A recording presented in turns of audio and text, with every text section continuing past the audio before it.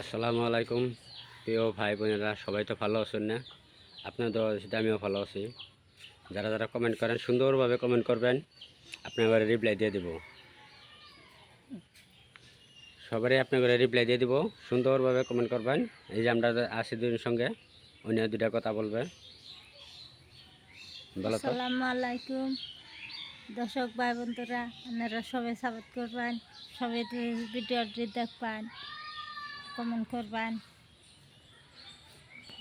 সবাই দু একটা ভিডিও করে ভালো মন্দ করে দেবেন, লাইক করবেন, শেয়ার করবেন। ভালো লাগলে ভিডিওটা ভালো লাগলে কমেন্ট করবেন, আমরা রিপ্লাই দেব।